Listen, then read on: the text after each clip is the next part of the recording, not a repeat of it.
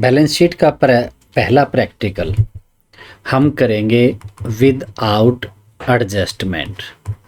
अब ये एडजस्टमेंट क्या है, इस चीज़ को पहले बात कर लेते हैं कि जो आपका ट्रायल बैलेंस दिया गया होगा क्वेश्चन में, उसके अलावा ट्रायल बैलेंस के नीचे भी कुछ एंट्रीज यानी कि ट्रांजैक्शंस और मिलेंगी, 5-6 या जितनी भी एग्जामिनर दे, तो ये सारी एडजस्टमेंट कहलाती हैं। और होती क्या हैं? ट्रायल बैलेंस जितने भी लेजर हैं सभी का डेबिट बैलेंस और क्रेडिट बैलेंस जो भी हो लेजर का बैलेंस, तो हर एक लेजर का बैलेंस यहाँ पर रिकॉर्ड किया गया है यानी कि लिखा गया है। तो फिर जो भी बैलेंस आया है लेजर का, लेजर की बात करें तो लेजर में पहुंचने से पहले हम एंट्री कर रहे थे जर्नल में, यानी कि ये प्रोसेस पूरी हो चुकी है उन एंट्रीज की जिसका बैलेंस लिखा गया है, यानी कि डेबिट साइड भी और क्रेडिट ड्यूल एस्पेक्ट जो इसका है वो सारा रिकॉर्ड हो चुका है। फिर कुछ एंट्रीज ऐसी हैं जिनको रिकॉर्ड करना या तो अकाउंटेंट भूल गया था या किसी और कारण से वो रिकॉर्ड नहीं हुई थी। रिकॉर्ड नहीं हुई इसके मतलब दोनों एस्पेक्ट के डेबिट और क्रेडिट दोनों ही रिकॉर्ड नहीं हुए उस ट्रांजैक्शन के। तो ऐसी ट्रांजैक्शंस जो रिकॉर्ड में नहीं आई थी जर्नल और लेजर में, तो वो गलतियां जो रह गई थी एंट्री करने छूट गई थी, उसको ट्रायल बैलेंस के नीचे लिख देते हैं जिसे हम एडजस्टमेंट कहते हैं। तो एडजस्टमेंट का मतलब है कि एडजस्ट करना है। एडजस्ट क्या करना है? यहाँ पर तो एक एंट्री है, एक जगह लिख दिया जाएगा। डेबिट बैलेंस है तो या तो आपकी एसेट है या एक्सपेंडिचर है, ए असिस्टेंट इंजीनियर। क्रेडिट बैलेंस आपके सीजीएल के हो सकते हैं, कैपिटल गेन और लायबिलिटी। तो ये तो एक एस्पेक्ट है यहाँ पर, लेकिन एडजस्टमेंट में दो एस्पेक्ट रहेंगे, आपका डेबिट का भी और क्रेडिट का भी। तो बाहर जो भी एंट्री दी गई होगी उसकी एंट्री कम से कम 2 जगह रहेगी, इससे ज़्यादा भी हो सकती है। और कहाँ कहाँ रहेगी आप उसकी जर्नल एंट्री पास करके देख सकते हैं। जनरली देसी तरीके से भी देखेंगे कि ये 2 एंट्रीज कहाँ कहाँ असर डाल रही हैं, क्योंकि न तो इसका डेबिट रिकॉर्ड हुआ था न क्रेडिट रिकॉर्ड हुआ था, उसको अब रिकॉर्ड कर देंगे। ये होती हैं एडजस्टमेंट। तो आज का ये जो क्वेश्चन है पहले डिस्कस करेंगे विदाउट एडजस्टमेंट, यानी कि अगर हमें balance sheet, trading and profit and loss account तैयार करना है और ये एडजस्टमेंट नहीं है, मतलब कि अकाउंटेंट या जो कुछ भी देख रेख कर रहा है कोई भी, उसने कोई गलती नहीं की है, कोई भी ट्रांजैक्शन छूटी नहीं है, लेकिन आपका जो सिलेबस है एग्जाम में आता है आपके एडजस्टमेंट आती हैं, उसको बाद में पहले बेस तैयार करेंगे आज कि नॉर्मल जो trading and profit and loss account and balance sheet तैयार करते हैं वो ट्रायल बैलेंस में जो एंट्री दी गई है उसके हिसाब से कैसे तैयार करेंगे। ये आपका परफॉर्मा है trading and profit and loss account, दोनों एक साथ इसलिए लिख दिया कि दोनों को हम यहाँ पर तैयार कर लेंगे। एक पोर्शन आपका ट्रेडिंग का यहाँ पर हो जाएगा और दूसरा portion profit and loss account का यहाँ पर तैयार कर लेंगे। तीसरा है बैलेंस शीट। सभी में particular amount, particular amount, particular amount, particular और अमाउंट, मतलब 4 लाइन 4 कॉलम आपके हर एक परफॉर्मे में रहेंगे। फिर डिफरेंस क्या है, इसके साथ में नीचे क्यों नहीं करते?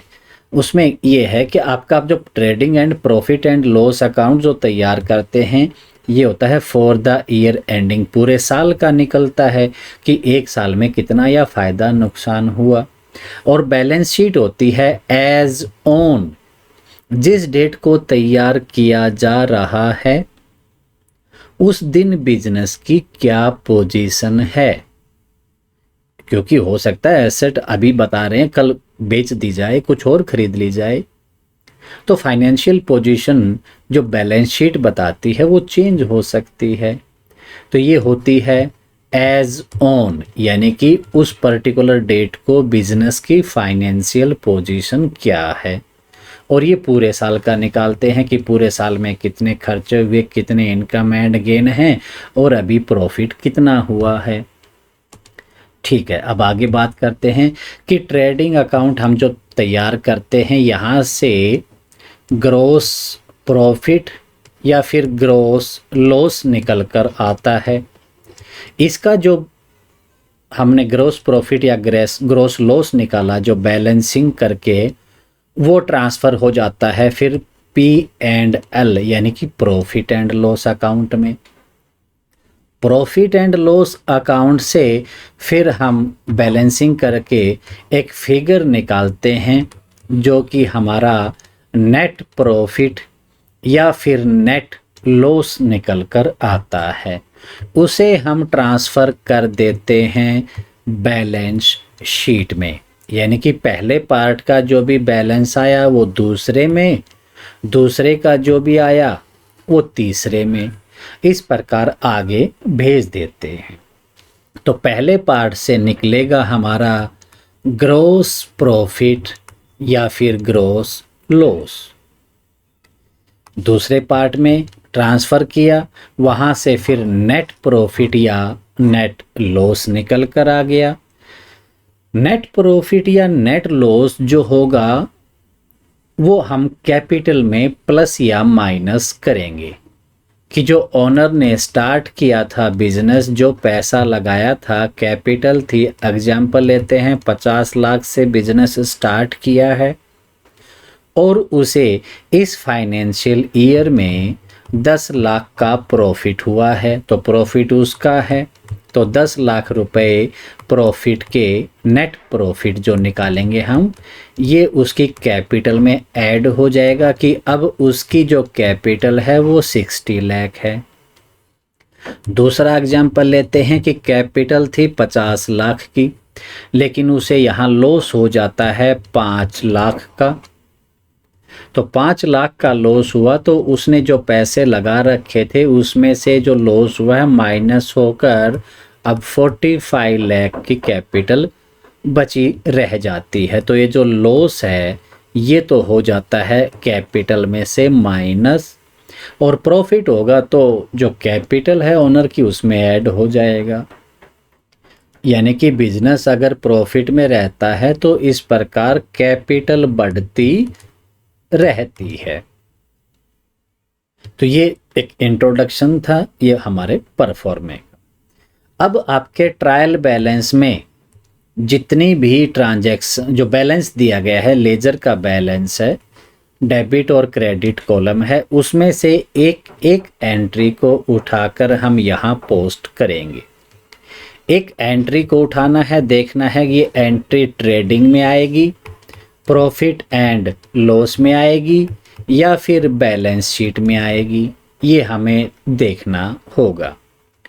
अब ट्रेडिंग का जो भी रिकॉर्ड हम अपडेट कर रहे होंगे, एक एंट्री P&L की आ जाएगी, तो उस वक्त हमें ये देखना है कि अब हम इतना स्पेस छोड़कर कि ट्रेडिंग की सारी एंट्रीज यहाँ तक आ जाएंगी। हम स्टार्ट कर देते हैं प्रॉफिट एंड लॉस अकाउंट। ठीक है, तो ये तो हो गया। एंट्री को हम पहचानेंगे, पहचानने के हमारे पास वही दो बातें करेंगे कि आपका असिस्टेंट इंजीनियर की जो भी डेबिट साइड में है, ये डेबिट होते हैं AE, यानी कि आपकी जो एसेट है और आपका एक्सपेंडिचर है, इनका डेबिट बैलेंस होगा। इसका मतलब ये कि ट्रायल बैलेंस में आपका जो डेबिट का कॉलम है, उस डेबिट के कॉलम में जितनी भी एंट्रीज हैं उसे उठाइए और देखिए क्या ये एक्सपेंडिचर है। हाँ है तो प्रॉफिट एंड लॉस में चला जाएगा। कि खर्चा है तो खर्चा जो नॉमिनल अकाउंट है हमारे trading and profit and loss account में जाएंगे। अब ये मना कर देता है मैं खर्चा नहीं हूँ, तो फिर बचता है एसेट, वो फिर 100% एसेट होगा। तो डेबिट बैलेंस यानी कि डेबिट कॉलम जो है ट्रायल बैलेंस का, उसमें या तो खर्चा है या फिर एसेट है। दूसरा कॉलम बचता है क्रेडिट का कॉलम। क्रेडिट के लिए आपका CGL यानी कि आपकी कैपिटल। तो कैपिटल तो नाम से मिलेगी। सबसे पहले हम लायबिलिटी साइड में सबसे ऊपर कैपिटल लिखते हैं, इंटरनल लायबिलिटी हो गई। कोई भी गेन है, गेन मतलब जो फायदा है, इनकम है, तो प्रॉफिट एंड लॉस में खर्चे हम सारे रिकॉर्ड करते हैं लेफ्ट साइड में, डेबिट साइड में। ठीक है, खर्चे यहाँ हो गए। तो जो भी रेवेन्यू जनरेट हुआ है, कोई और फायदा है, वो हम करते हैं ये अकाउंट के राइट साइड में। तो trading and profit and loss account हैं जिसमें डेबिट और क्रेडिट होगा। लेफ्ट साइड की आपकी डेबिट, राइट साइड की आपकी क्रेडिट, ये अकाउंट्स हैं। लेकिन जो बैलेंस शीट है वो आपका अकाउंट नहीं है, वो एक स्टेटमेंट है कि लायबिलिटी देनदारी इतनी है और एसेट बिजनेस के पास आज के समय में ये एसेट अवेलेबल हैं, वो एक स्टेटमेंट है। अकाउंट में आपका डेबिट क्रेडिट होता है और स्टेटमेंट में आपका डेबिट क्रेडिट नहीं होगा, सीधी स्टेटमेंट है कि ये एसेट है या ये लायबिलिटी है। तो जितना भी खर्चा है आपका डेबिट बैलेंस लेफ्ट साइड में, इनकम एंड गेन्स आपका राइट साइड में रहेगा और बैलेंस शीट में लेफ्ट साइड में लायबिलिटी, राइट साइड में आपकी एसेट रहेगी। तो बैलेंस शीट आपका कोई अकाउंट नहीं है, ये एक स्टेटमेंट है। चलिए अब ट्रायल बैलेंस पर चलते हैं। जो PDF आपको शेयर की थी आपने देख लिया होगा कि कौन कौन सी एंट्रीज यहाँ पर आपको मिलने की रहेंगी। प्रॉफिट एंड लॉस में कौन सी जाएगी, ट्रेडिंग में कौन सी जाएगी, हम एग्जाम्पल भी कर चुके थे स्लाइड के माध्यम से पहले। तो अब हमें स्टार्ट करना है ट्रेडिंग अकाउंट। तो ट्रेडिंग अकाउंट में हमारे पास कुछ एंट्रीज हैं जो फिक्स हैं, यहाँ पर रहेंगी। सबसे पहले आपका ओपनिंग स्टॉक कि पिछले साल के जो फाइनेंशियल ईयर क्लोज हुआ उस वक्त क्या क्या स्टॉक अवेलेबल था। जो अवेलेबल था क्लोजिंग के टाइम पर, आज जैसे 1 अप्रैल को अगर फाइनेंशियल ईयर स्टार्ट हो रहा है तो 1 अप्रैल को ओपनिंग में क्या क्या है, जो कल रात को क्लोजिंग में था आज वो ओपनिंग में है। तो पहले का बचा हुआ क्या सामान है वो ट्रेडिंग में आएगा। उसके अलावा और ख़रीदारी भी करेंगे तो परचेजेस भी रहेगा, बाई सेल्स बिक्री भी रहेगा, बिक्री से रेवेन्यू आएगा इसलिए क्रेडिट साइड में रहेगा। स्टॉक जब खरीदा था तो हमारा खर्चा था, एक्सपेंस था, एक्सपेंस साइड में आ गया। अब इस साल में और भी खरीदारी की, परचेज किया, अब उसको यहाँ लिख देंगे। लेकिन अब ये देखना है कि अगर खरीदे हुए सामान में से अगर हमने कुछ लौटा दिया है तो हम बाहर नहीं लिखेंगे, पहले उसे इनर कॉलम में यहाँ पर लिख लेंगे परचेज। खरीदारी हुई कितने की, 10 लाख की। फिर कुछ परचेज रिटर्न है यानी कि खरीदा हुआ सामान क्या वापस दिया गया है, हाँ दिया गया है, वो हम लिख देंगे 1 लाख का है, एग्जाम्पल ले लेते हैं। तो यहाँ से 10 में से 1 माइनस हो जाएगा, बाहर जाएगा 9 लाख। तो हम डायरेक्ट एंट्री नहीं करेंगे, आपके परचेज के साथ में परचेज रिटर्न, सेल्स के बाद साथ में सेल्स रिटर्न अगर दिया गया है तो इनर कॉलम में लिखना है। इनके अलावा आपकी कोई भी और जो ट्रांजैक्शन जिसमें प्लस माइनस करना पड़ सकता है, उनको हम लिखते हैं पहले इनर कॉलम में। तो जितनी भी एडजस्टमेंट हैं, एडजस्टमेंट हमेशा हमें इनर कॉलम में लिखनी है, क्योंकि जो ट्रांजैक्शन हमारे जर्नल और लेजर से होकर हमारे ट्रायल बैलेंस में नहीं है, उसका एक डेबिट और एक क्रेडिट दोनों एस्पेक्ट रिकॉर्ड करने हैं। तो जो ट्रांजैक्शन रह गई थी, हो सकता है हमने पहले लिख रखा हो, जैसे एग्जांपल लेते हैं कि सैलरी दी गई 50,000 दी, अब कोई ट्रांजैक्शन ही रह गई हो कि 10,000 की सैलरी की एक ट्रांजैक्शन रह गई थी, तो इस खर्चे को और जोड़ेंगे हम, टोटल सैलरी है वो यहाँ पर 60,000 की होगी। तो हम बाहर 10,000 और 50,000 अलग अलग रिकॉर्ड नहीं करेंगे, इनर कॉलम में लिख लेंगे। तो जितनी भी एडजस्टमेंट हैं उनको तो इनर कॉलम में लिखना है, और एक लाइन और आए इतना स्पेस छोड़कर चलना है। वो धीरे धीरे अब प्रैक्टिकल करेंगे तो और अच्छे से क्लियर होता चलेगा। तो परचेज और सेल्स में रिटर्न की ऑप्शन जो है हम इनर कॉलम में लिख कर करेंगे और फिर आउटर कॉलम में लिख देंगे। तो ओपनिंग स्टॉक टू परचेज ये आपके फिक्स हैं, बाई सेल्स और एक बाई क्लोजिंग बैलेंस ये आपका रहेगा ही रहेगा। इसके अलावा कुछ और खर्चे दिए गए होंगे, 4 या 5 एंट्री तकरीबन आपकी और ट्रेडिंग अकाउंट की मिल सकती हैं, उनको भी देखेंगे। लायबिलिटी साइड में सबसे पहले इंटरनल लायबिलिटी जो है हम उसे लिखते हैं, यानी कि कैपिटल जो है इंटरनल लायबिलिटी है, तो हमने सबसे पहले इसको कैपिटल लिखा। अब इस कैपिटल में प्रॉफिट होगा तो वो ऐड हो जाएगा, यानी कि जो कैपिटल है ओनर ने पैसा लगाया है, फ़ायदा हुआ तो ऐड हो जाएगा। अगर लॉस होता है तो माइनस कर देंगे क्योंकि उसके कैपिटल कम हो गई। अगर ये कोई ड्राइंग्स ले कर लेता है, यानी कि कुछ सामान या पैसा लेकर चला जाता है खुद पर्सनल यूज़ के लिए, तो उसकी जो कैपिटल है वो कम हो जाएगी।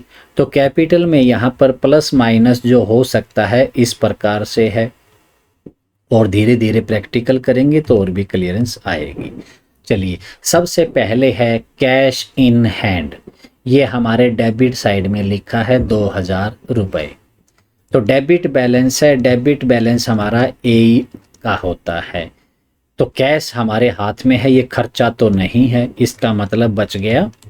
ये हमारी एसेट है, तो एसेट हम लिखते हैं बैलेंस शीट के राइट साइड में एसेट्स। तो हमने लिखा कैश इन हैंड 2,000 रुपये, ठीक है, रिकॉर्ड कर दिया एक ट्रांजैक्शन।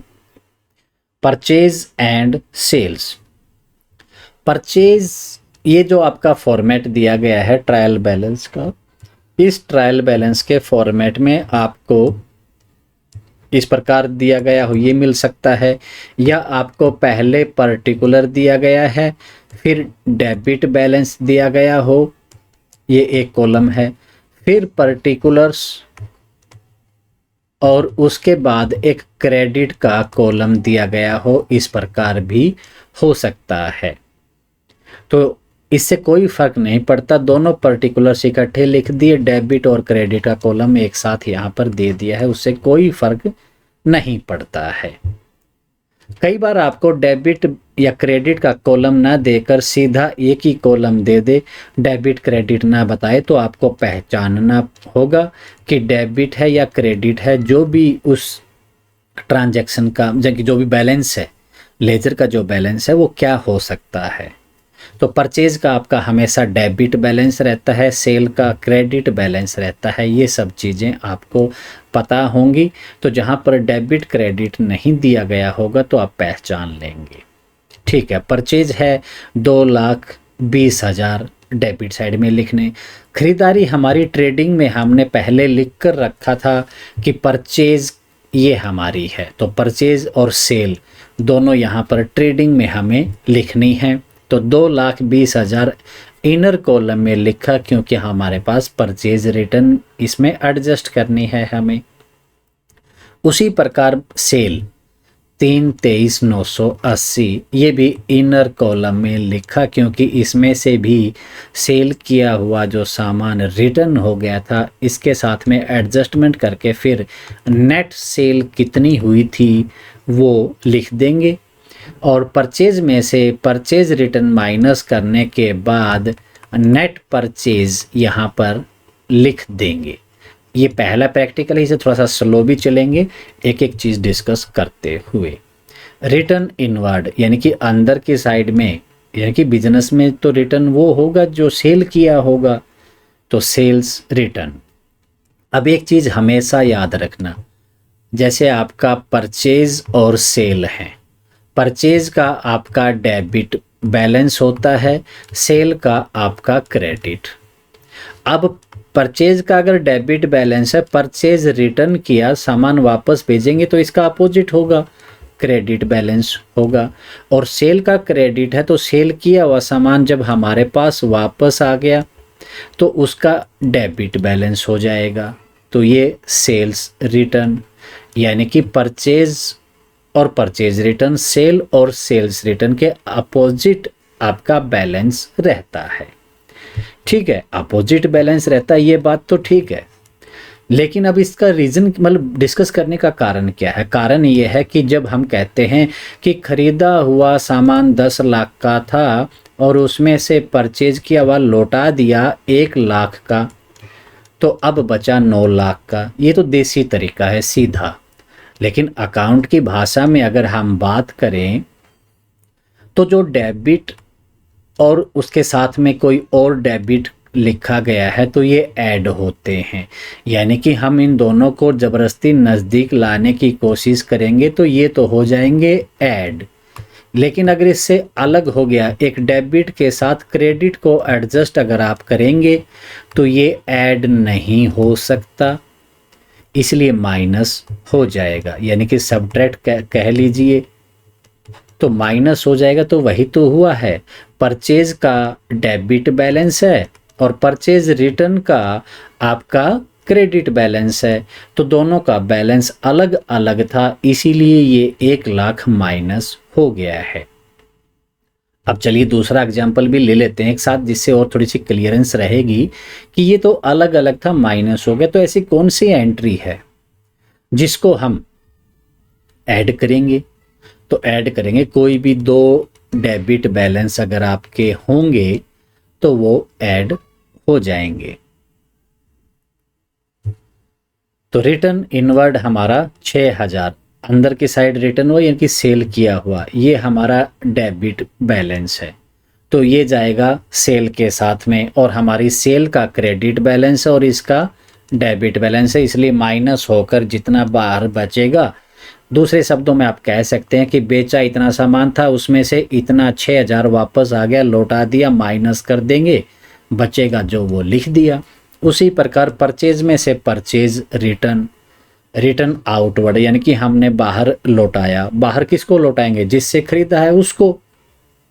और हम किसको लौटा सकते हैं? जिससे लेकर आए थे, खरीद कर लाए थे, उसे लौटाएंगे। 7500 ये माइनस कर देंगे इधर, परचेज में से परचेज रिटर्न, तो बाहर जो भी बैलेंस बचा यानी कि नेट परचेज यहाँ पर लिख दी गई है। इसके बाद ट्रायल बैलेंस को फिर देखते हैं। आगे लिखा है फर्नीचर और ये डेबिट बैलेंस है। मैं सबसे पहले देखूंगा कि डेबिट बैलेंस में ए की बात करते हैं कि क्या ये एक्सपेंडिचर है। फर्नीचर हमारे पास रखा है, खरीदा तब तो खर्चा था, लेकिन फर्नीचर क्या है एक्चुअल में? ये खर्चा नहीं, अभी हमारे पास रखा है, ये हमारी एसेट है, इसकी फिजिकल एग्जिस्टेंस हमारे पास, बिजनेस के पास ये प्रॉपर्टी है, तो ये एक्सपेंस नहीं है, तो एसेट है। और एसेट बैलेंस शीट के राइट साइड में हम लिखते हैं, तो फर्नीचर 15,500 रिकॉर्ड कर दिया है कि एसेट एक फर्नीचर भी है हमारे पास। अब ये जो स्टॉक है, आपके पास स्टॉक 2 डेट दे सकता है।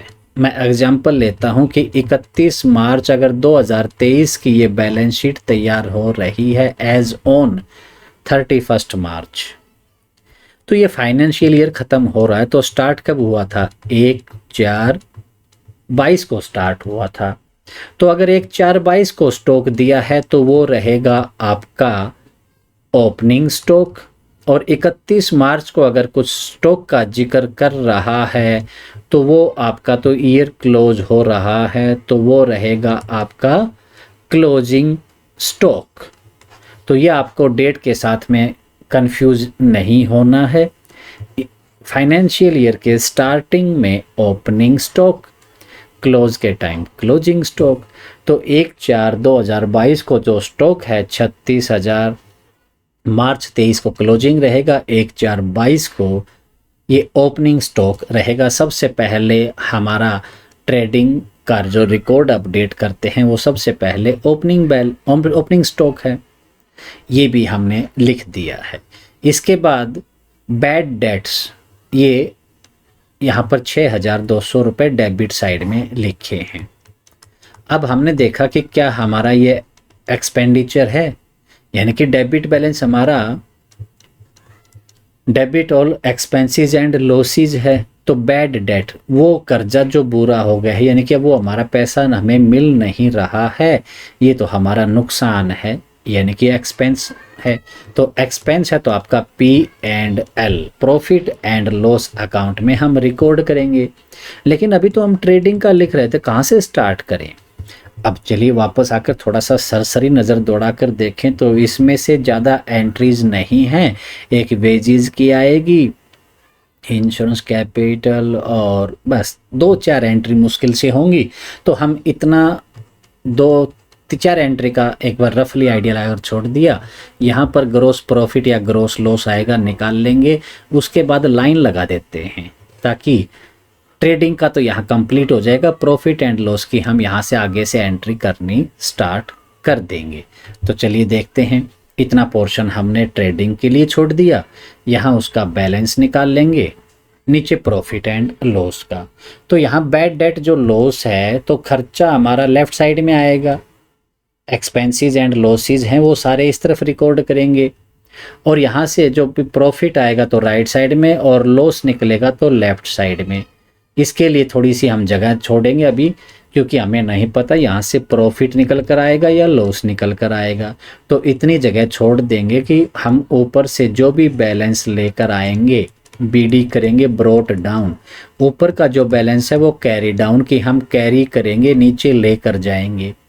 नीचे लिखेंगे वो होगा आपका BD, ब्रोट डाउन, कि ऊपर से नीचे लेकर आए हैं। ठीक है, उसके बाद हम स्टार्ट करते हैं कि टू बैड डेट्स, 6,200 का हमारा नुकसान है एक्सपेंडिचर एंड लॉसेस में लिखा। अब लिखा है डेटर एंड क्रेडिटर, दोनों एंट्री की है, एक डेबिट एक क्रेडिट। अगर डेबिट क्रेडिट नहीं लिखा होता तो हमें पता है कि हमारा जो डेटर है एसेट है, डेबिट बैलेंस होता है, और क्रेडिटर हैं वो हमारा पैसा हमें देना है, लाइबिलिटी है, तो क्रेडिट बैलेंस होता है। तो डेटर एंड क्रेडिटर आपका बैलेंस शीट में लेफ्ट साइड में आपकी लाइबिलिटी रहेगी, राइट साइड में आपकी एसेट जो कि डेटर हैं रहेगा। अब ये एसेट है डेटर, पहले देख लेते हैं कि क्या ये खर्चा है। जिनको हमने उधार में सामान दिया है वो तो हमें पैसा देंगे, वो हमारा खर्चा नहीं है, तो हमारा रेवेन्यू आएगा, मतलब ये खर्चा नहीं है। खर्चे के लिए मना कर दिया तो सीधा उसको पटक दीजिए एसेट कॉलम में। चलिए एसेट में 79,500 डेटर लिख दिया। एक क्रेडिटर था तो लाइबिलिटी, कैपिटल हमारी इंटरनल लाइबिलिटी है। उसके बाद इसमें अगर प्रॉफिट निकल कर आएगा तो हम वो जोड़ेंगे, लॉस निकल कर आएगा तो माइनस करेंगे। यानी कि कुछ जगह हमें चाहिए कैपिटल के साथ में खाली छोड़नी है, क्योंकि नेट प्रॉफिट जो आएगा हम यहाँ, नेट प्रॉफिट या नेट लॉस जो भी आएगा हमें यहाँ ट्रांसफ़र करना है। तो थोड़ी सी जगह छोड़कर लिखना स्टार्ट करेंगे। क्रेडिटर की एंट्री करेंगे, जिससे हमने उधार में सामान लिया था या पैसा लिया था उसका लौटाना है, वो सारा हमारा इस कॉलम में आएगा। तो स्पेस छोड़कर लिखना शुरू किया। क्रेडिटर हैं हमारे 30,000 के, वो भी लिख दिया। अब फिर चलते हैं ट्रायल बैलेंस पर, यहाँ तक एंट्री हो चुकी है। इंश्योरेंस की बात करते हैं। इंश्योरेंस करवाते समय हमें पेमेंट करनी पड़ती है, हमारा खर्चा है, तो इंश्योरेंस हमारा एक्सपेंस है। एक्सपेंस है तो हमारे प्रॉफिट एंड लॉस अकाउंट में चला जाएगा। ठीक है, इस एंट्री को हम प्रॉफिट एंड लॉस में यहाँ पर लिखेंगे टू इंश्योरेंस। तो जितनी भी डेबिट की हैं वो हमारे टू से स्टार्ट होंगी और जितना आपका क्रेडिट वाला है ये बाई से स्टार्ट होता है, तो जितनी भी ट्रांजैक्शन है। लेकिन आपकी लायबिलिटी और एसेट में टू या फिर बाई का प्रयोग नहीं करते हैं क्योंकि ये आपका अकाउंट नहीं है, डेबिट या क्रेडिट नहीं है इधर, इसलिए टू बाई का प्रयोग नहीं होता है बैलेंस शीट में। ये तो एक स्टेटमेंट है। नेक्स्ट फिर चलते हैं ट्रायल बैलेंस पर। इंश्योरेंस के बाद यहाँ पर रेंट है। ये तो अब कन्फ्यूजन वाली बात हो गई। रेंट तो हमारा एक्सपेंडिचर होता है, हमें पता है। ठीक है, एक्सपेंडिचर होता है, इस बात से हम मना ही नहीं कर रहे। लेकिन ये तो क्रेडिट में लिखा है, अगर ये डेबिट में लिखा होता, चलिए 5,000 हम मान लेते हैं, एग्जाम्पल लेते हैं, एक बार 5,000 लिखा होता यहाँ पर तो हम देखते क्या खर्चा है। हाँ, रेंट हमने दिया है, खर्चा है। खर्चा है तो हम इसको लिख देंगे प्रॉफिट एंड लॉस अकाउंट में। लेकिन ये तो डेबिट साइड में नहीं दिया है, ये तो दिया गया है क्रेडिट साइड में। इसका क्या मतलब है कि जब खर्चा हुआ तो हमारा डेबिट साइड में लिखा जाएगा और आमदनी है तो क्रेडिट साइड में लिखी गई है। क्रेडिट तो आपकी सीजीएल है कि रेंट आपकी न तो कैपिटल है और ना लायबिलिटी, यहाँ पर कुछ बताया है, लायबिलिटी भी नहीं, तो बच गया क्या, गेन। क्रेडिट बैलेंस है तो ये हमारा गेन है, फ़ायदा है। और फ़ायदा है क्रेडिट साइड में लिखा है। आपका ये चीज़ ज़रूर ध्यान रखनी है, रेंट लिखा है तो डेबिट में लिखा है या क्रेडिट में लिखा है उससे पता चलेगा। अगर आपका डेबिट में लिखा है तो इसका मतलब है रेंट पेड, कि आपने पे किया है। और अगर क्रेडिट साइड में लिखा है तो इसका मतलब है कि आपने रेंट रिसीव किया है, रेंट रिसीव्ड, कि आपकी प्राप्ति है, गेन है, आपको फ़ायदा हुआ है। इस चीज़ को ज़रूर ध्यान रखिएगा। तो यहाँ पर जो रेंट है ये क्रेडिट साइड में लिखा है, इसका मतलब ये आया है पैसा, और आया जो पैसा है वो हमारा सब राइट साइड में रिकॉर्ड होता है पी एंड एल में। इनकम एंड गेन सारी यहाँ पर आएंगी और बाकी क्रेडिट साइड में जो कुछ भी है वो आपका लायबिलिटी साइड में आएगा।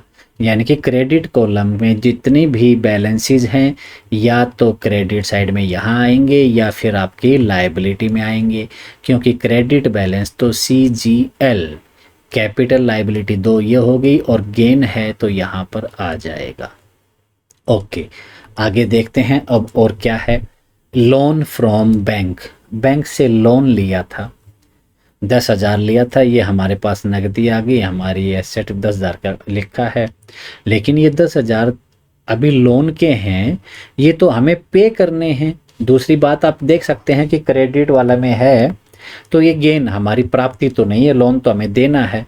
सीधे भाषा में कहें तो लोन है तो पे करना है हमें, तो लायबिलिटी होगी हमारी, और लायबिलिटी बैलेंस शीट के लेफ्ट साइड में लिखते हैं। और क्रेडिट बैलेंस है तो इन्हीं का होगा, तो ये गेन तो है नहीं, कैपिटल हम लिख चुके हैं, बचता है सिर्फ और सिर्फ लायबिलिटी। तो ये 10,000 रुपये हम loan from bank liability side में लिखेंगे कि ये पैसा अभी भी हमारी देनदारी है। बैंक से हमने 10,000 रुपये लिए थे, अब वो लौटाना बाकी है। जितना वो अमाउंट जो हमें बाहर किसी को अब लौटानी है, देनी है, बैंक से लोन लिया वो भी देना है, उधार में जिससे सामान लाए थे वो भी देना है। तो जितनी भी देनदारियां हैं वो सारी आपकी लायबिलिटी वाले कॉलम में आएंगी। जनरल एक्सपेंसेस, एक्सपेंसेस बता ही दिया इसने, खर्चा है 10,600 का जनरल में और डेबिट वाले कॉलम में है। सबसे पहले देखा कि क्या एक्सपेंस है, हाँ एक्सपेंस है, तो एक्सपेंस आपका प्रॉफिट एंड लॉस अकाउंट के लेफ्ट साइड में आ जाएगा। तो चलिए रिकॉर्ड कर देते हैं टू जनरल एक्सपेंसेस, 10,600 का खर्चा हमने रिकॉर्ड किया। जितने खर्चे आपके सारे लेफ्ट साइड में आएंगे और जितनी इनकम एंड गेन है सारी यहाँ राइट साइड में आएगी P&L अकाउंट में। Trading and profit and loss account में सारे खर्चे यहाँ आएंगे और income and gain right side में क्रेडिट साइड में आएगी। यहाँ तो सिर्फ खर्चे और जो इनकम गेन है वो आएगी। जो देनदारी है, जो पैसा हमें लौटाना है, किसी से लिया था, उधार में सामान लिया था, लायबिलिटी आपकी यहाँ आएगी पहले कॉलम में। एसेट, जो भी बिजनेस के पास आज के समय में है या आने वाले समय में बिजनेस को जिससे फायदा होगा, तो बिजनेस की कोई चीज, वो सारी आपकी एसेट रहेगी। लैंड एंड बिल्डिंग अब डेबिट साइड में है। बिल्डिंग है वो हमारा खर्चा थोड़ी, वो तो हमारी प्रॉपर्टी है, यानी कि एक्सपेंस नहीं है। एक्सपेंस नहीं है तो ये की बात बचती है कि ये तो एसेट है। दूसरे शब्दों में हम देख सकते हैं कि जो लैंड एंड बिल्डिंग है वो तो हमारी एसेट है। Asset right side balance sheet का कॉलम है, तो लैंड एंड बिल्डिंग 1,80,000 रिकॉर्ड कर दिया। वेजिज और सैलरी, तो वेजिज आपकी मिलती हैं फैक्ट्री में या मैन्युफैक्चरिंग में, तो जब तक माल तैयार होता है तब तक के जो खर्चे हैं वो आपके आते हैं ट्रेडिंग अकाउंट में। और अगर यही ऑफिस में जाकर सैलरी देते तो ये आपके प्रॉफिट एंड लॉस अकाउंट में आती।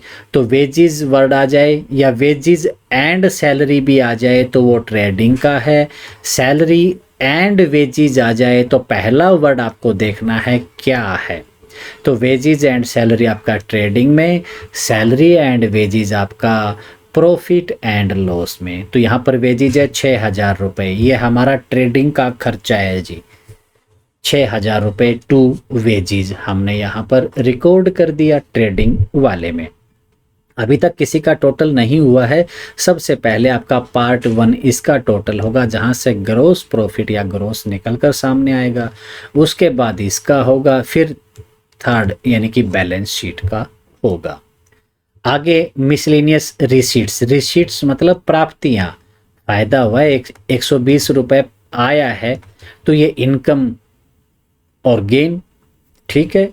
हमारा प्रॉफिट एंड लॉस अकाउंट का जो क्रेडिट साइड है यानी कि राइट साइड में लिखा जाएगा बाय मिसलेनियस रिसीट्स, पैसा आया है, ठीक है। उसके बाद ट्रायल बैलेंस में लिखा है बिल पेएबल, तो यहाँ पर अगर पेएबल ना होता, सिर्फ बिल लिखा होता,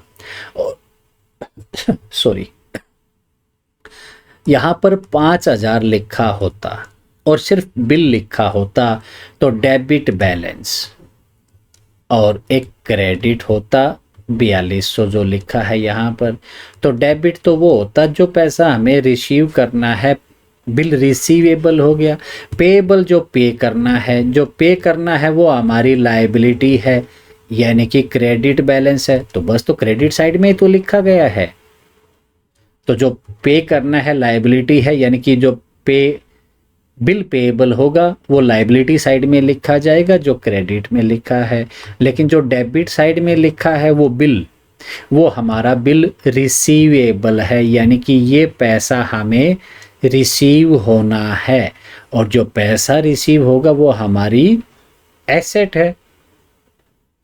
तो आपका शॉर्ट फॉर्म में BR या BP लिखा हो सकता है। तो यहाँ पर लिखा है आपका बिल पेएबल यानी कि पे करना है, ये राशि बकाया है जो अब पे करनी बाकी है यानी कि लायबिलिटी। लायबिलिटी हमारी बैलेंस शीट के लेफ्ट साइड में है तो बिल्स पेएबल 4,200 बैलेंस शीट के लेफ्ट साइड में रिकॉर्ड कर दी। आगे स्टेशनरी दी गई है और डेबिट साइड में कॉलम में लिखा गया है। सबसे पहले हम इससे पूछेंगे कि क्या एक्सपेंस हो। हाँ, स्टेशनरी है वो एक्सपेंस है, खर्चा हुआ है तो खर्चा हमारा लिखा जाएगा P&L अकाउंट में। तो 2,000 रुपये का स्टेशनरी का यहाँ पर खर्चा हमने प्रॉफिट एंड लॉस अकाउंट में रिकॉर्ड कर दिया। सैलरी है तो सैलरी आपका नॉमिनल अकाउंट है, ये भी आपका खर्चा है, क्योंकि जब किसी को आप सैलरी देंगे तो आपका खर्चा होगा। तो ये भी आपका P&L अकाउंट में आ जाएगा। टू सैलरी 11,000, 11,000 की सैलरी यहाँ पर हमने रिकॉर्ड कर दी, जो कि डेबिट साइड में लिखनी है। ये सारे खर्चे हैं, bad debt, insurance, general expenses, stationery, salary. और जो फैक्ट्री यानी कि माल तैयार होने से पहले खर्चे जो हुए थे, वेजीज का है, सामान खरीदा, ये सब आपके खर्चे हैं। राइट साइड में आपके सारे इनकम एंड गेन हैं, सेल करने से रेवेन्यू जनरेट होगा, रेंट आया या कोई मिसलिनियस रिसीट आई, सारी इनकम एंड गेन है। ये वो अमाउंट हैं सारी जो अभी बिजनेस पे करेगा, पे नहीं हुई है। क्रेडिटर है, loan from bank, bill payable है, और ये सारी जो राइट साइड के कॉलम में हैं ये आपकी एसेट्स हैं। कैश है हाथ में, बैंक में है, फर्नीचर है, आपके पंखे, लाइट, जो कुछ भी लगा है, फर्नीचर एंड फिक्सचर है। डेटर जो कर्जदार हैं उधार में सामान लेकर गए हैं, पैसे लौटाएंगे। लैंड एंड बिल्डिंग है, ये सब आपकी एसेट है। तो इस प्रकार हमें रिकॉर्ड करना होता है। ये अभी विदाउट एडजस्टमेंट है, यानी कि अब इसमें एडजस्टमेंट हमने रिकॉर्ड नहीं की है। ये नॉर्मल एंट्री इस प्रकार करते हैं। जब एडजस्टमेंट की बात करेंगे तो सिर्फ डिफरेंस इतना आएगा कि जिसकी एडजस्टमेंट है, यानी कि इंश्योरेंस के बारे में लिखा है, ये ट्रायल बैलेंस है आपका, और ट्रायल बैलेंस के बाहर लिखे हैं इंश्योरेंस के बारे में लिखा है, तो हम इंश्योरेंस पर स्टार मार्क कर लेंगे, और इंश्योरेंस की जो एंट्री है हम पहले अंदर की साइड में लिख लेंगे, और एक लाइन और लिखी जा सके इतनी जगह छोड़ देंगे। तो या तो इंश्योरेंस में घटेगा या बढ़ेगा, जो कुछ भी होगा वो हम कर देंगे, लेकिन जितनी भी एडजस्टमेंट होंगी उसको हम पहले इनर कॉलम में लिख लेंगे। जैसे ये था परचेज और परचेज रिटर्न, फिर माइनस प्लस जो भी करना था करके बाहर लिख दिया। तो इस प्रकार आपकी एडजस्टमेंट रहेंगी।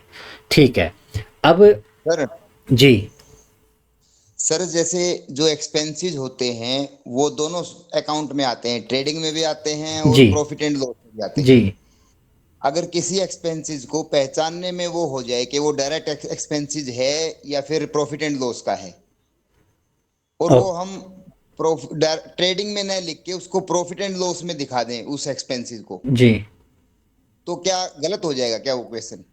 आपने एक्सपेंस में शो किया है उससे गलत नहीं होगा। आपने खर्चा लिखा है, जो नेट प्रॉफिट नेट लॉस आता है वो गलत नहीं आएगा जी। ठीक है जी, ओके सर। वैसे क्लियरेंस आपको रहेगी कि ये कहाँ का खर्चा है। आपके ट्रेडिंग के इतने खर्चे नहीं रहेंगे इसमें, लेकिन आपका पॉइंट सही है कि खर्चा आपको खर्चे की साइड में लिखना है। आप इसको ट्रेडिंग की बजाय एक करके भी निकाल सकते हैं, सीधा निकाल देंगे, आपका नेट प्रॉफिट आ जाएगा। लेकिन एक तरीका है, एक फॉर्मेट है इसका, इसीलिए इसको इस प्रकार तैयार किया जाता है। अदरवाइज सीधा यहाँ से नेट प्रॉफिट या नेट लॉस भी निकल कर आ जाता, सारे खर्चे एक साथ और सारा जो इनकम गेन है वो एक साथ कर देते। तो फॉर्मेट की वजह से लिखा है, फैक्ट्री से रिलेटेड जो क्लियर हो जाए वो ऊपर है, बाकी खर्चे सारे नीचे हैं। ओके, फिर ठीक है जी। तो इसके बाद एक क्लोजिंग स्टॉक और रहता है एंट्री। तो क्लोजिंग स्टॉक आपकी दो जगह आएगी। एक तो आपको लिखना होता है आपके ट्रेडिंग में कि वहाँ पर तैयार माल अभी इतना है, और जो माल हमारे पास तैयार है वो हमारी एसेट भी है। तो इसलिए क्लोजिंग स्टॉक की दो जगह पर एंट्री आती है। इसीलिए क्लोजिंग स्टॉक आपको हमेशा ट्रायल बैलेंस के बाहर मिलता है, क्योंकि जब आप स्टॉक को मस्टर कर रहे हैं, काउंटिंग कर रहे हैं, तब तक बाकी अकाउंट तो तैयार कर लिए, टाइम खराब नहीं किया। क्लोजिंग स्टॉक सबसे लास्ट में पता चलता है, इसीलिए उसको ट्रायल बैलेंस के बाहर लिखते हैं। इसीलिए उसकी दो जगह एंट्री आती है, आपके ट्रेडिंग अकाउंट में भी और आपके एसेट में भी एंट्री आती है। ये भी आपकी एक एडजस्टमेंट ही है, और ये आपको 99.9% बाहर ही मिलेगी। ठीक है जी, चलिए। तो अब इतना सब कुछ करने के बाद हमें टोटल करना स्टार्ट करते हैं, बैलेंस निकालेंगे, क्योंकि हमने सारी एंट्रीज कर दी हैं। तो सबसे पहले हमारा पार्ट 1 ट्रेडिंग का बैलेंस निकालेंगे। तो बैलेंस निकालने के लिए हमें देखना है कि इस तरफ का और हमारा राइट साइड का, इन दोनों में टोटल किसका ज़्यादा रहेगा। यहाँ पर 3,17,980 है, इनका टोटल करेंगे। रफली आइडिया लिया तो इस तरफ का तो मुझे क्लियर पता चल गया कि इस तरफ का कम है। तो जिस तरफ का ज़्यादा है सबसे पहले हम टोटल उसका करेंगे। हमने देखा राइट साइड का टोटल ज़्यादा है तो राइट का टोटल किया, 3,17,980 आ गया। जिस साइड का ज़्यादा है और टोटल किया है उसी को दूसरी साइड में भी शिफ्ट कर दीजिए। बैलेंसिंग का मतलब ये है कि दोनों का टोटल बराबर आना चाहिए। हमने लिख दिया, लिख तो दिया, क्या ये टोटल बराबर आया? नहीं आया। इन दो डिफरेंस निकाल लेंगे, यानी कि जो इधर लाकर हमने टोटल लिखा है 3,17,980, इसमें से हम इन सब को माइनस करेंगे। पहले 36,000 माइनस किया, उसके बाद 2,12,500 माइनस किया और फिर 6,000 माइनस किया। इसके बाद जो कुछ भी बचेगा वो हम लिख देंगे डिफरेंस, यानी कि अब इसका टोटल करना चाहेंगे तो 3,17,980 ही आएगा। यानी कि ये हमारा निकला बैलेंस। जैसे हम लेजर में बैलेंस निकालते थे उसी प्रकार बैलेंस निकाल लिया। अब ये हमारा डेबिट साइड में लिखा गया है, इसका मतलब कौन सा बैलेंस है जी? ये क्रेडिट बैलेंस है सर जी। अगर क्रेडिट बैलेंस है तो हमारी इनकम या गेन है? जी सर, तो प्रॉफिट। हमारा ये प्रॉफिट आ गया। और ट्रेडिंग से हमेशा जो प्रॉफिट निकलता है वो ग्रोस होता है। दूसरी तरह आप याद रख सकते हैं कि लेफ्ट साइड में तो आपके प्रॉफिट आएंगे, राइट साइड में अगर बैलेंस आता है तो आपका लॉस है, जैसे भी आपको सूटेबल होता है। तो ये आ गया ग्रोस प्रॉफिट। कैरी डाउन, अब इसको नीचे लेकर जाएंगे।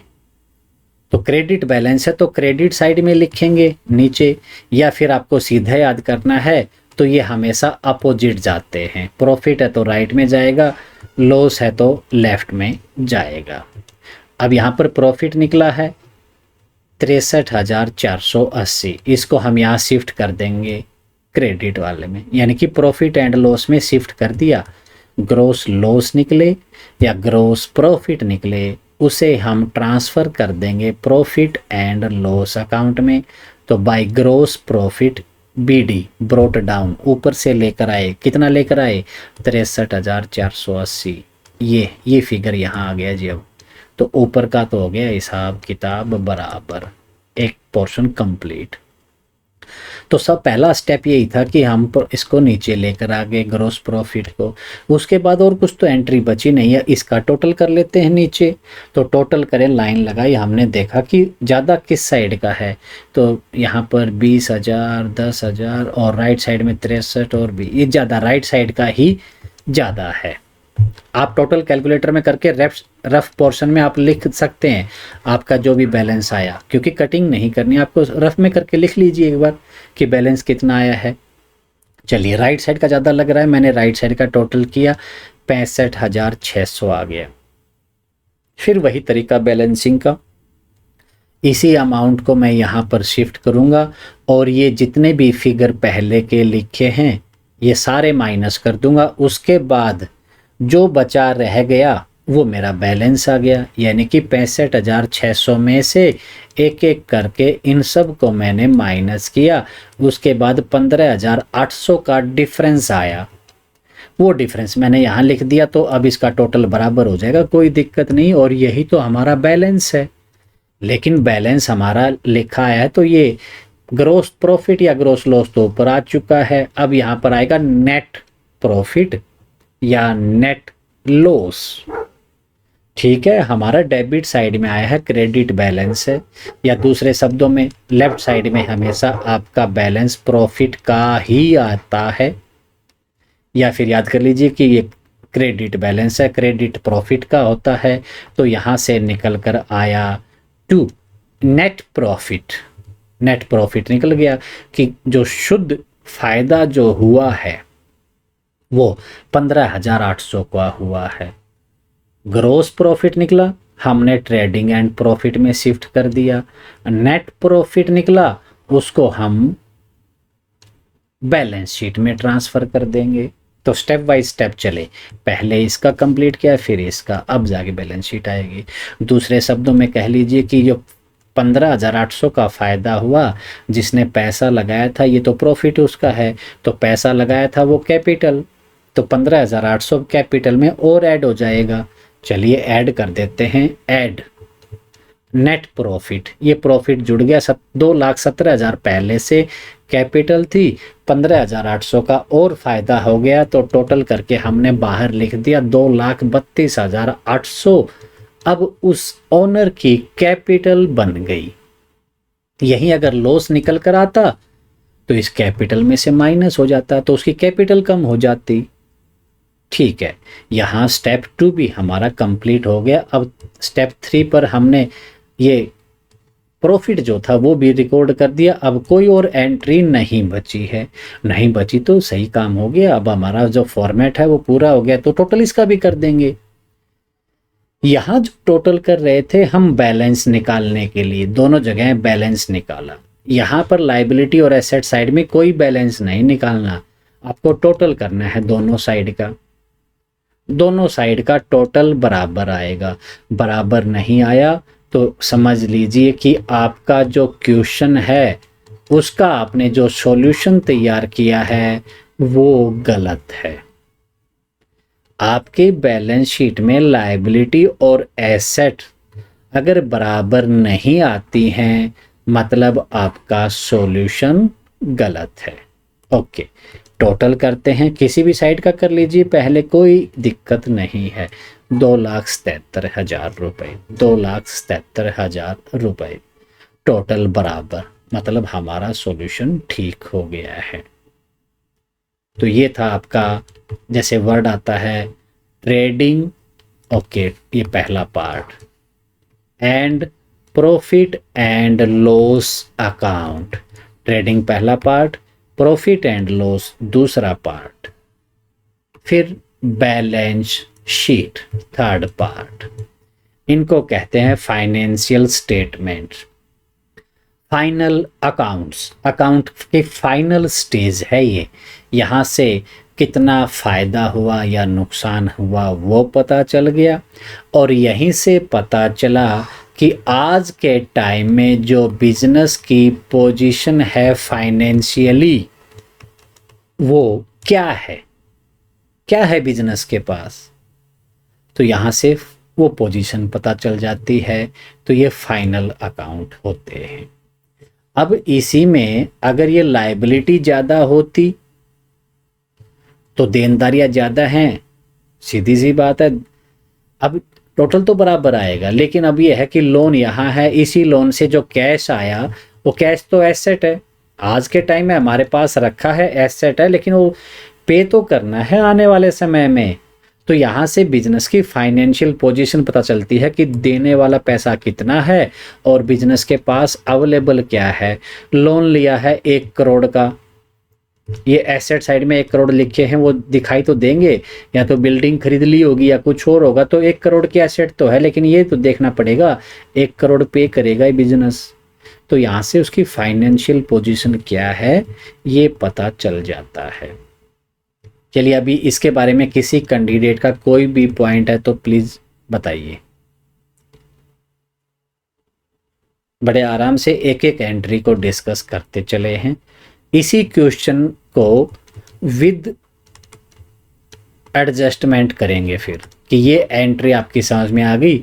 अगर इसी में एडजस्टमेंट होती तो डिफरेंस क्या होता, फर्क क्या होता? किसी का कोई पॉइंट है जी? सर ये सीजीएल बता रहे थे आप, कैपिटल लॉस के ओके लिए, जी, ये बताना सर। कौन धर्म जी बात कर रहे हैं क्या? हाँ धर्म। ओके जी, हाँ ये पहले डिस्कस किया था कि ये यही होता है जो असिस्टेंट इंजीनियर याद कर रखने के पर्पज से बात करते हैं। ए का मतलब एसेट और ए का मतलब एक्सपेंडिचर, ठीक है जी। इनका होता है डेबिट बैलेंस। तो डेबिट बैलेंस आपका नॉमिनल अकाउंट में होता है debit all expenses and losses, तो डेबिट हो गया, एक्सपेंस है तो। एसेट आपका रियल अकाउंट होता है, डेबिट व्हाट कम्स इन, तो जो अंदर आता है यानी कि हमारे पास जो है वो एसेट है। तो एसेट और एक्सपेंडिचर दोनों का होता है डेबिट बैलेंस। आपके ट्रायल बैलेंस में ये हमेशा डेबिट साइड में मिलेंगे। डेबिट साइड में है तो या तो वो खर्चा है या एसेट है। सीजीएल कैपिटल जो सबसे ऊपर लिखी है लाइबिलिटी में, और लाइबिलिटी तो है ही, एल से लाइबिलिटी, तो कैपिटल और आपकी लाइबिलिटी यहाँ पर बैलेंस शीट के लेफ्ट साइड में लिखी गई। इनका होता है हमेशा क्रेडिट बैलेंस, ये आपको ट्रायल बैलेंस के क्रेडिट वाले कॉलम में मिलेंगी। बीच में बच गया जी, जी मतलब गेन, गेन मतलब इनकम जो प्रॉफिट है वो।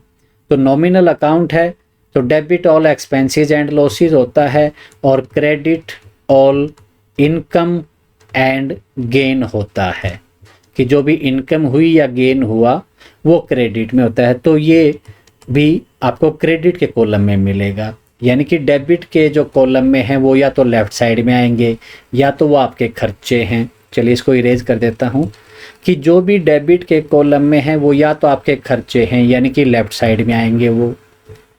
अगर वो खर्चे नहीं हैं तो वो एसेट हैं, बैलेंस शीट के राइट साइड के कॉलम में आएंगे।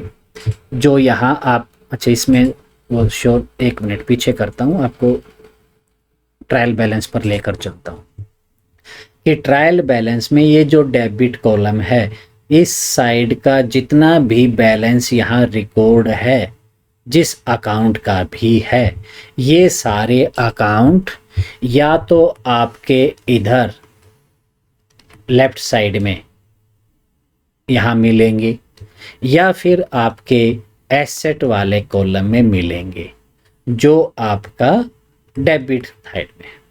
और जो क्रेडिट कॉलम में जितने भी अकाउंट के बैलेंस हैं वो या तो इनकम गेन होंगे या फिर वो लायबिलिटी होंगे। तो क्रेडिट वाले यहाँ लिखे जाएंगे। अभी क्लियर है जी? जी सर।